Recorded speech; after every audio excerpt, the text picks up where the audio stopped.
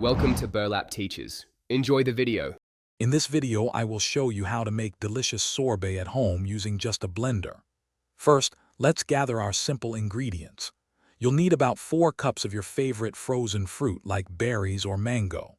Also, have 1/2 cup of liquid ready, such as water or juice. A touch of sweetener, perhaps 2 tablespoons of honey or sugar, is completely optional, depending on your fruit's natural sweetness. Make sure your blender is powerful enough to handle frozen items. Now let's get blending. Add your 4 cups of frozen fruit and the 1/2 cup of liquid into your blender. Begin on a low speed to break down the fruit, then slowly increase to a higher setting. If your blender has a tamper, use it to push the ingredients down towards the blades, ensuring everything gets incorporated.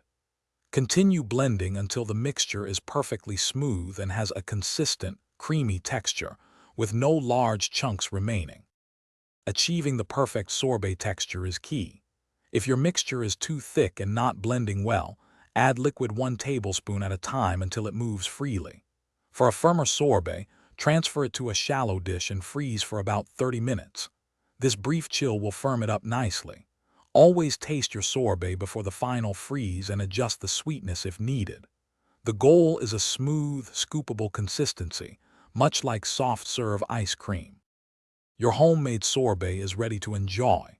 For the freshest taste and best texture, serve it immediately. You can add a simple garnish like a few fresh berries or a sprig of mint to elevate its presentation. If you have any leftovers, store them in an airtight container in the freezer for up to 1 week. This quick and easy blender method means you can whip up a delicious, refreshing treat in less than 10 minutes, anytime you crave it. Thanks for watching. Consider subscribing if this video helped you.